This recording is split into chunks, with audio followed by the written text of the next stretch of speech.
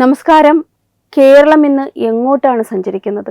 ഈ ചോദ്യം ഓരോ മലയാളിയും സ്വയം ചോദിക്കേണ്ട സമയം അതിക്രമിച്ചിരിക്കുന്നു. ഒരു കാലത്ത് സമാധാനത്തിന്റെയും സാംസ്കാരിക ഉന്നതിയുടെയും പ്രതീകമായിരുന്ന കേരളം ഇന്ന് അന്താരാഷ്ട്ര ഭീകര സംഘടനകളുടെയും രാജ്യദ്രോഹികളുടെയും സുരക്ഷിത താവളമായി മാറിയിരിക്കുന്നു. ഈ വിഷയത്തെക്കുറിച്ച് സംസാരിക്കുമ്പോൾ സജിത് പരമേശ്വരൻ എഴുതിയ ലേഖനം കൂടി ഇവിടെ പ്രസക്തമാവുകയാണ്.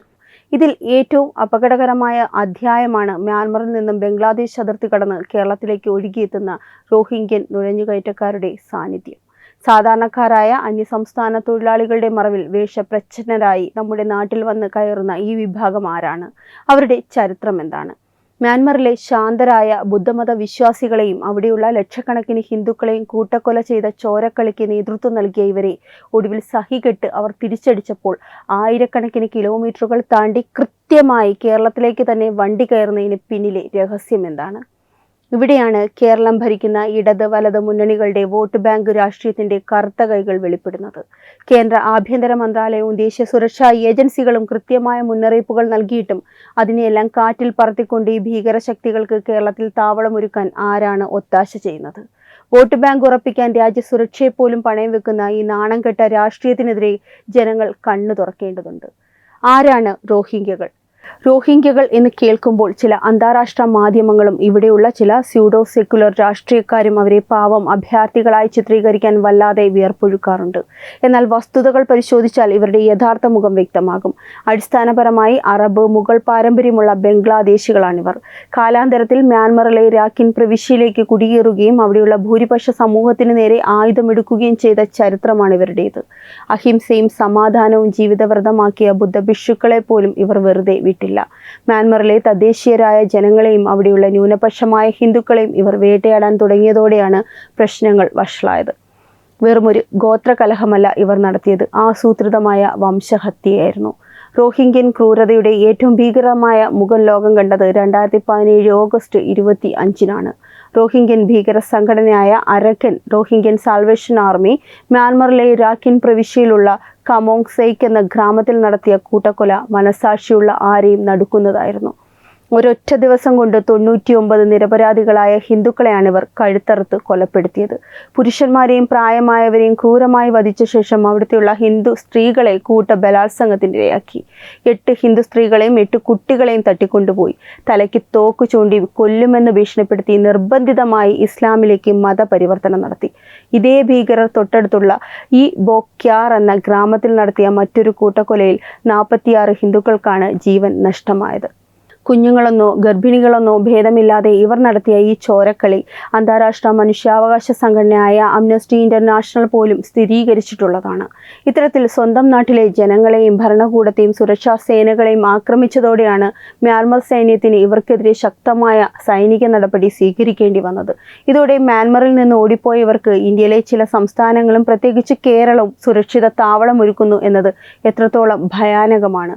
മ്യാൻമറിൽ നിന്ന് പലായനം ചെയ്ത ഈ ക്രൂരന്മാർ ഇന്ത്യയുടെ വടക്ക് കിഴക്കൻ അതിർത്തികൾ വഴി എങ്ങനെയാണ് കേരളത്തിന്റെ തെക്കേ അറ്റത്തുള്ള വിഴിഞ്ഞത്ത് കൃത്യമായി വന്നെത്തിയത്? അത് യാദൃച്ഛികമായി സംഭവിച്ചതാണോ? ഒരിക്കലുമല്ല. അതിന് പിന്നിൽ കൃത്യമായ ഗൂഢാലോചനയും പ്രാദേശിക സഹായവും ഉണ്ടായിരുന്നു. 2018 ഡിസംബർ 1-നാണ് ഒരു റോഹിംഗ്യൻ കുടുംബം തിരുവനന്തപുരം വിഴിഞ്ഞത്ത് എത്തിയത്. 2 കുട്ടികളടക്കം 5-അംഗ കുടുംബം ട്രെയിൻ മാർഗമാണ് ഹൈദരാബാദിൽ നിന്ന് ഇവിടെ എത്തിയത്. റെയിൽവേ സംരക്ഷണ സേനയും കേന്ദ്ര ഇന്റലിജൻസും റോഹിംഗ്യകളുടെ ട്രെയിൻ യാത്രയെക്കുറിച്ച് കൃത്യമായ വിവരങ്ങൾ സംസ്ഥാന പോലീസിന് കൈമാറിയിരുന്നു. ഏതൊക്കെ ട്രെയിനുകളിലാണ് ഇവർ വരാൻ സാധ്യത എന്നടക്കം സർക്കുലർ ഉണ്ടായിരുന്നു. എന്നിട്ടും കേരള പോലീസ് ഉറക്കം നടിച്ചു. ഇവർ എന്തുകൊണ്ടാവാം വിഴിഞ്ഞം തിരഞ്ഞെടുത്തത്? ഈ ചോദ്യത്തിന് ഉത്തരം കണ്ടെത്താൻ വളരെയധികം എളുപ്പമാണ്. ഇന്റലിജൻസ് തലച്ചോറുകളുടെ ആവശ്യമൊന്നും അതിനില്ല. വിഴിഞ്ഞവും അതിൻ്റെ പരിസര പ്രദേശങ്ങളും ചില തീവ്രവാദ സ്വഭാവമുള്ള സംഘടനകൾക്ക് ശക്തമായ സ്വാധീനമുള്ള മേഖലയാണ്. തങ്ങൾക്ക് അവിടെ ചെന്നാൽ ആരും ചോദിക്കാനും പറയാനും ഉണ്ടാകില്ലെന്നും പ്രാദേശികമായി എല്ലാവിധ സംരക്ഷണവും വ്യാജരേഖകളും ലഭിക്കുമെന്നുമുള്ള കൃത്യമായ അറിവോടെയാണ് അവർ വിഴിഞ്ഞം തിരഞ്ഞെടുത്തത്. അന്ന് പോലീസ് ഇവരെ സ്റ്റേഷനിലേക്ക് വിളിച്ചു വരുത്തി വെറുമൊരു മൊഴിയെടുപ്പിൽ കാര്യമൊതുക്കി. ഞങ്ങൾ പണി അന്വേഷിച്ച് വന്നതാണെന്ന അവരുടെ കള്ളമൊഴി കേട്ട് പോലീസ് കേസ് ഫയൽ ക്ലോസ് ചെയ്തു. രാജ്യസുരക്ഷയെ ബാധിക്കുന്ന ഒരു വിഷയത്തിൽ കേന്ദ്ര മുന്നറിയിപ്പ് ഉണ്ടായിട്ടും ഒരു സാധാരണ അന്യസംസ്ഥാന തൊഴിലാളിയെ പോലെ ഇവരെ കാണാൻ പോലീസിനെ പ്രേരിപ്പിച്ചത് ആരാണ്? അന്ന് സംസ്ഥാന ഭരണം നിയന്ത്രിച്ചിരുന്ന CPM നേതൃത്വത്തിന്റെ കർശന നിർദ്ദേശമായിരുന്നു ഇതിന് പിന്നിൽ.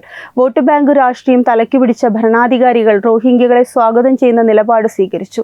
ഭാരതത്തിന്റെ ആഭ്യന്തര സുരക്ഷയ്ക്ക് റോഹിംഗ്യകൾ വല്ല ഭീഷണിയാണെന്ന് നരേന്ദ്രമോദി സർക്കാരിന്റെ ആഭ്യന്തര മന്ത്രാലയം തുടർച്ചയായി മുന്നറിയിപ്പ് നൽകിയിട്ടുള്ളതാണ്. 2018 നവംബറിൽ അന്നത്തെ കേന്ദ്ര ആഭ്യന്തരമന്ത്രി രാജ്നാഥ് സിംഗ് പാർലമെന്റിലും പൊതുവേദികളിലും ഇക്കാര്യം അസന്നിഗ്ധമായി വ്യക്തമാക്കിയിരുന്നു. അന്ന് കേന്ദ്രം നൽകിയ നിർദ്ദേശങ്ങൾ ഇങ്ങനെയായിരുന്നു: റോഹിംഗ്യകൾ രാജ്യത്തേക്ക് നുഴഞ്ഞു കയറുന്നത് തടയാൻ സംസ്ഥാനങ്ങൾ അതിർത്തികളിലും റെയിൽവേ സ്റ്റേഷനുകളിലും പരിശോധന ശക്തമാക്കണം. സംശയാസ്പദമായ രീതിയിൽ കാണുന്ന റോഹിംഗ്യകളെ ഉടൻ തന്നെ കസ്റ്റഡിയിലെടുത്ത് വിവരം കേന്ദ്ര ആഭ്യന്തര മന്ത്രാലയത്തിന് കൈമാറണം. ഇവർക്ക് യാതൊരു കാരണവശാലും ആധാർ കാർഡോ റേഷൻ കാർഡോ മറ്റ് തദ്ദേശീയമായ തിരിച്ചറിയൽ രേഖകളോ ഉണ്ടാകാൻ അവസരം നൽകരുത്. എന്നാൽ കേരളത്തിൽ സംഭവിച്ചതെന്താണ്? കേന്ദ്ര സർക്കാരിന്റെ എല്ലാ നിർദ്ദേശങ്ങളെയും കാറ്റിൽ പറത്തിക്കൊണ്ട് ഇവിടെ റോഹിംഗ്യകൾക്ക് യഥേഷ്ടം വിഹരിക്കാൻ അവസരമൊരുക്കി. വ്യാജവിലാസത്തിൽ ഇവർക്ക് സിം കാർഡുകളും ബാങ്ക് അക്കൗണ്ടുകളും വരെ ലഭ്യമാക്കാൻ ചില തദ്ദേശീയ ശക്തികൾ സഹായിച്ചു. കേരളത്തിലേക്ക് 1000-ലധികം റോഹിംഗ്യകൾ ഇതിനകം തന്നെ എത്തിപ്പെട്ടിട്ടുണ്ട് എന്നാണ് വിവിധ കേന്ദ്ര ഏജൻസികളുടെ നിഗമനം. എന്നാൽ അവരെയെല്ലാം സാധാരണക്കാരായ ബംഗാളി തൊഴിലാളികളാക്കി മുദ്രകുത്തി സംരക്ഷിക്കുകയാണ് ഇവിടുത്തെ ഭരണകൂടം ചെയ്തത്. രാജ്യസുരക്ഷയുടെ കാര്യത്തിൽ പോലും കേരളത്തിലെ ഭരണകൂടം എത്രത്തോളം വലിയ കള്ളമാണ് സുപ്രീം കോടതിയിൽ പറഞ്ഞതെന്നറിയുമ്പോൾ ഏതൊരു സാധാരണക്കാരൻ്റെയും ചോര തിളയ്ക്കും. കേരളത്തിൽ റോഹിംഗ്യൻ സാന്നിധ്യത്തെക്കുറിച്ചുള്ള കേസിൽ സംസ്ഥാന സർക്കാർ സമർപ്പിച്ച സത്യവാങ്മൂലം ശുദ്ധ അസംബന്ധമായിരുന്നു. സർക്കാരിൻ്റെ വിചിത്രമായ വാദങ്ങൾ ഇവയായിരുന്നു. കേരളത്തിൽ റോഹിംഗ്യകളുടെ എണ്ണം വളരെ അധികം പരിമിതമാണ്. വയനാട് ജില്ലയിലെ മുറ്റിലിൽ 2 കുടുംബങ്ങളിലായി ആകെ 12 റോഹിംഗ്യൻ അഭയാർത്ഥികൾ മാത്രമേ നിലവിൽ കേരളത്തിലുള്ളൂ. രാജ്യസുരക്ഷയ്ക്ക് ഭീഷണിയാകുന്ന യാതൊരുവിധ പ്രവർത്തനങ്ങളും ഇവരുടെ ഭാഗത്തു നിന്നും ഉണ്ടായിട്ടില്ല. ഇവർ തികച്ചും സമാധാന കാംക്ഷികളാണ്. ഈ റിപ്പോർട്ട് പച്ചക്കള്ളമാണെന്ന് കൊച്ചുകുട്ടികൾക്ക് പോലും അറിയാം. പെരുമ്പാവൂരിലും കോഴിക്കോടും തിരുവനന്തപുരത്തും ആയിരക്കണക്കിന് റോഹിംഗ്യകൾ തമ്പടിക്കുമ്പോൾ വെറും 12 പേർ മാത്രമാണ് കേരളത്തിലുള്ളതെന്ന് സുപ്രീം കോടതിയെ പോലും തെറ്റിദ്ധരിപ്പിക്കാൻ പിണറായി സർക്കാരിന് യാതൊരു മടിയും ഉണ്ടായില്ല. ഇവരുടെ ബയോമെട്രിക് വിവരങ്ങൾ മാത്രമാണ് സർക്കാർ പോർട്ടലിൽ അപ്ലോഡ് ചെയ്തിട്ടുള്ളത്. ഇവർ എവിടെ പോകുന്നു, ആരുമായി ബന്ധപ്പെടുന്നു എന്നതിനെക്കുറിച്ചൊന്നും യാതൊരു വിവരവും സംസ്ഥാന ഇന്റലിജൻസിന്റെ പക്കലുമില്ല. രാജ്യത്തെ പരമോന്നത കോടതിയിൽ ഇത്തരമൊരു കള്ള റിപ്പോർട്ട് നൽകിയതോടെ കേരള സർക്കാർ ഭീകരർക്ക് കുടപിടിക്കുകയാണ് ചെയ്തത്. റോഹിംഗ്യകൾ എങ്ങനെയാണ് ഇന്ത്യയിലേക്കും അവിടെ നിന്ന് കേരളത്തിലേക്കും എത്തുന്നതെന്ന് കൃത്യമായി വിശദീകരിച്ചത് മിലിറ്ററി ഇന്റലിജൻസിലെ മുൻ ഉദ്യോഗസ്ഥനായ കേണൽ എസ് ബാബുവാണ്. അദ്ദേഹത്തിന്റെ കണ്ടെത്തലുകൾ കേരളം എത്രത്തോളം വലിയ അപകടത്തിന്റെ നടുവിലാണ് ജീവിക്കുന്നതെന്ന് വ്യക്തമാക്കുന്നു. ഭൂരിഭാഗം റോഹിംഗ്യകളും ബംഗ്ലാദേശിലെ തെക്കുകിഴക്കൻ തീരദേശ ജില്ലയായ കോക്സ് ബസാറിലെ ഉഖിയ പോലുള്ള ഭീമൻ അഭയാർത്ഥി ക്യാമ്പുകളിലാണ് കഴിയുന്നത്. 2021 മുതൽ ബംഗ്ലാദേശ് സർക്കാർ ഇവരിലെ വലിയൊരു പങ്കിന് ഏകദേശം 35,000 പേരെ ബംഗാൾ ഉൾക്കടലിലെ ഭാസൻ ചാർ എന്ന ഒറ്റപ്പെട്ട ദ്വീപിലേക്ക് മാറ്റിപ്പാർപ്പിച്ചിട്ടുണ്ട്. നവഖാലി ജില്ലയിലും ഇവർക്കായി ക്യാമ്പുകളുണ്ട്. അഭയാർത്ഥികളുടെ എണ്ണം താങ്ങാൻ പറ്റാത്ത വിധം വർദ്ധിച്ചപ്പോൾ ഇവരെ ഇന്ത്യയിലേക്ക് കടത്തിവിടാൻ ബംഗ്ലാദേശ് സൈന്യവും അവിടുത്തെ പ്രാദേശിക ഏജന്റുമാരും ഒത്തുകളിക്കുകയാണ്. ബംഗ്ലാദേശിൽ നിന്ന് ഇന്ത്യയിലേക്ക് നിയമവിരുദ്ധമായി കുടിയേറുന്ന തൊഴിലാളികൾക്കൊപ്പം റോഹിംഗ്യകളെയും ഇടകലർത്തിയാണ് അതിർത്തി കടത്തുന്നത്. രൂപസാദൃശ്യം കാരണം ഇവരെ പെട്ടെന്ന് തിരിച്ചറിയാൻ കഴിയില്ല. എന്നാൽ ഇവരുടെ ശാരീരിക ഘടനയിലെ നേരിയ വ്യത്യാസങ്ങളും അവർ സംസാരിക്കുന്ന പ്രത്യേക ഭാഷയും ശ്രദ്ധിച്ചാൽ മാത്രമേ ഇവർ ബംഗ്ലാദേശികളല്ല എന്ന് മനസ്സിലാക്കാൻ കഴിയൂ. ഇത്തരത്തിൽ അതിർത്തി കടന്നെത്തുന്ന ഇവർക്ക് പശ്ചിമ ബംഗാളിലെ മമതാ ബാനർജി സർക്കാരിന്റെ വോട്ട് ബാങ്ക് രാഷ്ട്രീയം വഴി വ്യാജ തിരിച്ചറിയൽ കാർഡുകൾ ലഭിച്ചിരുന്നു. അവിടെ നിന്നാണ് ഇവർ ട്രെയിൻ മാർഗം സുരക്ഷിത താവളമായി കേരളത്തെ തിരഞ്ഞെടുത്തത്. കേരളത്തിൽ നിന്ന് ഏറ്റവും കൂടുതൽ അന്യസംസ്ഥാന തൊഴിലാളികൾ കേന്ദ്രീകരിക്കുന്ന സ്ഥലമാണ് എറണാകുളം ജില്ലയിലെ പെരുമ്പാവൂർ. മിനി ബംഗ്ലാദേശ് എന്ന് വിളിക്കാവുന്ന രീതിയിലാണ് അവിടുത്തെ ജനസംഖ്യാ ഘടന മാറിയിരിക്കുന്നത്. ഇതിന്റെ മറവിലാണ് റോഹിംഗ്യകൾ ഇവിടെ താവളമുറപ്പിച്ചിരിക്കുന്നത്. 2018-19 കാലഘട്ടത്തിൽ കേന്ദ്ര ഏജൻസികളുടെ സമ്മർദ്ദത്തെ തുടർന്ന് കേരള പോലീസും സംസ്ഥാന ഇന്റലിജൻസും റോഹിംഗ്യകളെ കണ്ടെത്താൻ ചെറിയ രീതിയിൽ തിരച്ചിൽ നടത്തിയിരുന്നു.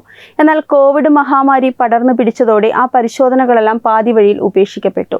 കോവിഡിന്റെ മറവിൽ രാജ്യം മുഴുവൻ ലോക്ക്ഡൌണിലായപ്പോൾ വടക്ക് കിഴക്കൻ സംസ്ഥാനങ്ങളിൽ നിന്ന് പ്രത്യേക ശ്രമിക് ട്രെയിനുകളിലും മറ്റു മാർഗങ്ങളിലും ആയിരക്കണക്കിന് ആളുകളാണ് കേരളത്തിലേക്ക് തിരിച്ചെത്തിയത്. ഈ ഒഴുക്കിനിടയിലാണ് ഏറ്റവും കൂടുതൽ റോഹിംഗ്യകൾ കേരളത്തിലേക്ക് നുഴഞ്ഞു കയറിയത്.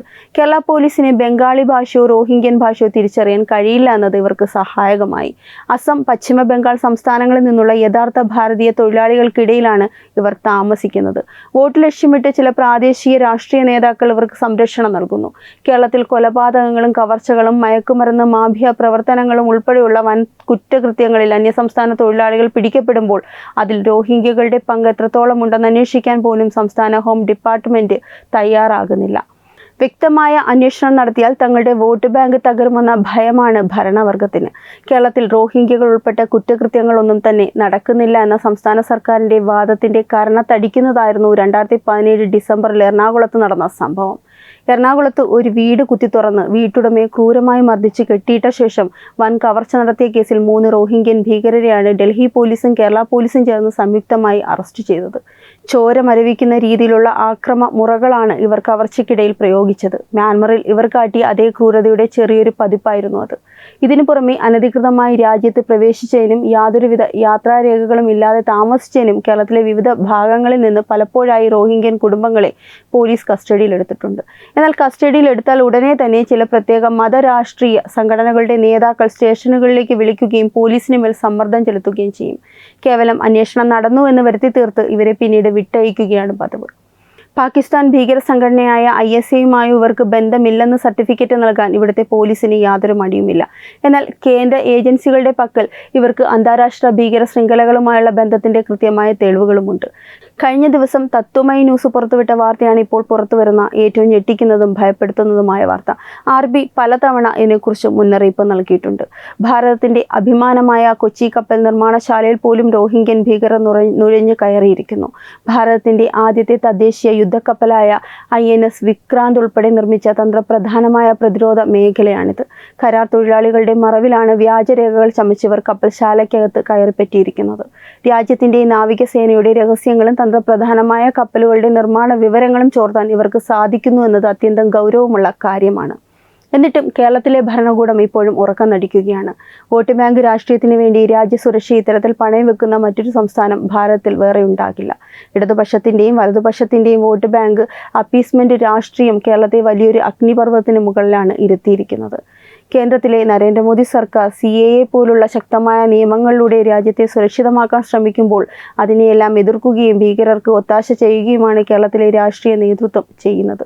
നമ്മുടെ തൊട്ടടുത്ത വീട്ടിൽ താമസിക്കുന്നത് ആരാണെന്ന് പോലും അറിയാത്ത അവസ്ഥയിലാണ് ഇന്ന് മലയാളി. ഈ നിസ്സംഗത തുടർന്നാൽ മ്യാൻമറിലെയും ബംഗ്ലാദേശിലെയും പോലെ ഒരു ചോരക്കളിക്ക് കേരളവും സാക്ഷിയാകേണ്ടി വരും. ഇനിയെങ്കിലും നാം പ്രതികരിക്കേണ്ടതുണ്ട്. രാജ്യദ്രോഹികൾക്ക് കുടപിടിക്കുന്ന ഈ വോട്ട് ബാങ്ക് രാഷ്ട്രീയത്തിനെതിരെ ശക്തമായ ജനവികാരം ഉയരേണ്ട സമയം അതിക്രമിച്ചിരിക്കുന്നു. ഈ വാർത്തയെക്കുറിച്ചുള്ള നിങ്ങളുടെ അഭിപ്രായങ്ങൾ കമൻറ്റ് ചെയ്യുക. വാർത്തകൾ വേഗത്തിൽ അറിയാനായി ചാനൽ സബ്സ്ക്രൈബ് ചെയ്യുക. Web desk Tathwamayi news.